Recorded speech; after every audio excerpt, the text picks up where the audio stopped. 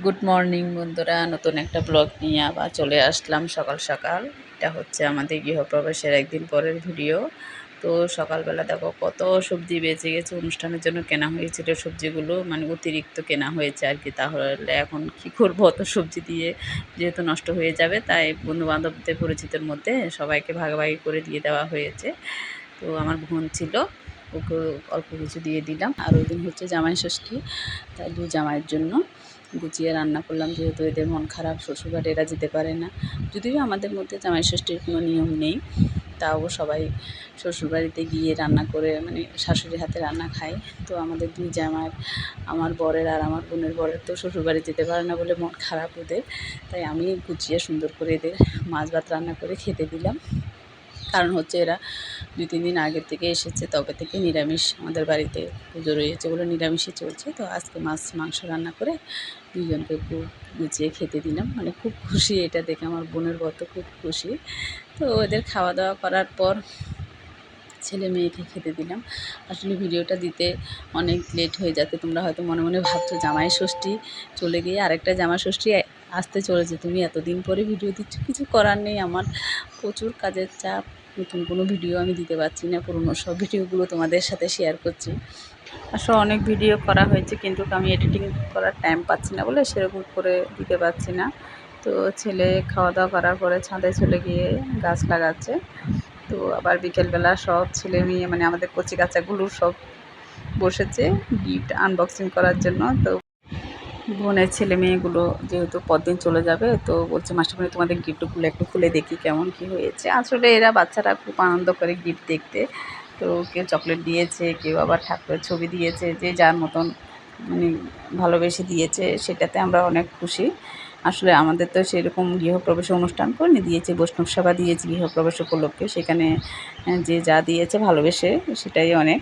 তো রাধাকৃষ্ণের ছবি পেয়ে তো আমি মহা খুশি। গোপালের ছবি, রাধাকৃষ্ণের ছবি, কৃষ্ণের, খুব ভালো লাগলো। মহাদেবের ছবি রয়েছে, গণেশের ছবি রয়েছে, খুব সুন্দর সুন্দর গিফট রয়েছে। তো সবাই খুব মানে মজা করে দেখছিল ছেলে মেয়েগুলো। আর সত্যি কথা বলতে কয়েকদিন ধরে খুবই চাপ গেল, যেহেতু অনুষ্ঠান করব সেই নিয়ে 15 দিন থেকে একটা মানসিক চাপ। তার মধ্যে এই বাড়িতে এসে নতুন সবগুলো গোছানো, তারপর ঠাকুর ঠাকুর করে সবটা অনুষ্ঠান কী করে মিটাবো সেটা নিয়ে খুব টেনশনে ছিলাম, যেহেতু অত বড় অনুষ্ঠান আমরা কখনো করিনি। তো আমাদের বাড়িতে তো প্রতি বছরে হয় প্রায় 100 জন, 180 জন বা 120 জনের রান্না আমি নিজে করতে পারি, আমি আর আমার শাশুড়ি মা নিজেরাই করি। কিন্তু এটা একটু বেশি আয়োজন করাতে, বৈষ্ণব সেবা দিলে যেহেতু ওখানে আরও অন্যান্য নিয়মকানুন থাকে, সেটা নিয়ে একটু টেনশনে ছিলাম। তো ঠাকুর রাধারানীর কৃপায় সবটা ভালোভাবে মিটেছে, খুব ভালো হয়েছে, সুন্দর হয়েছে। আর আমার তো অনেক দিনের আশা ছিল দাদাকে দিয়ে গৃহপ্রবেশ করানোর, সেটাও পূরণ হলো। তো খুব সুন্দর সুন্দর গিফট দেখে ছেলে মেয়ে খুব খুশি, আমার বোনের ছেলে মেয়ে খুব খুশি। তো আসলে ওরা বাড়িতে থাকলে একটু খুব মজা হয়, আনন্দ হয়, যে কয়েকদিন থাকে আর কি। তো এখন বাড়ি থেকে চলে যাবে, মন খারাপ সবার, আমার ছেলে মেয়েরও মন খারাপ, আমার বোনের ছেলে মেয়েরও মন খারাপ। আর আসলে কী বলতো, যাওয়ার মধ্যে তো আছি আমি, আর রয়েছি আমার বোনের, আর আমার বোনের ওখানে আমিই যাই, দু বোন না আসি মাঝে সাঝে একসাথে হয়ে গল্প করি, তোমরা তো দেখো ভিডিওতে। তো এই সব অনুষ্ঠানের 2 দিন আগে যেহেতু এসেছিলো, তো মানে খুব মন খারাপ, এখন চলে যাবে।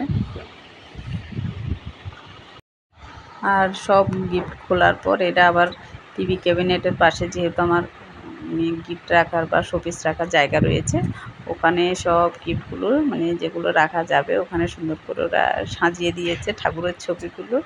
আমি বলছি ঠিক আছে, ওই জায়গাটা তো ফাঁকাই রয়েছে, ওই জায়গাটার মধ্যে ঠাকুরের ছবিগুলো আপাতত রেখে দিই। কারণ এখন তো আর শোপিস নিয়ে যে সাজানো, আস্তে আস্তে আমার যেহেতু নিচে এখনও কাজ চলছে, নিচের কাজ, পুরো বাড়ির কাজ যখন কমপ্লিট হবে আস্তে আস্তে পুরো ঘরটা আমি গোছাবো। সব কাজ কমপ্লিট করে তারপর গেলাম সন্ধ্যার সময় সন্ধ্যা দিতে গোপালকে। তো আমার পুজোর ঘরটা কেমন হয়েছে অবশ্যই তোমরা জানাবে। আমার অনেক দিনের স্বপ্ন, আমার মানে গোপালের ঘরটা খুব সুন্দর করে আমি সাজাবো, হয়তো এখনও সাজিয়ে উঠতে পারিনি। তো কেমন হয়েছে অবশ্যই আমাকে জানাবে। তো রাধে রাধে, সবাই খুব খুব ভালো থাকো।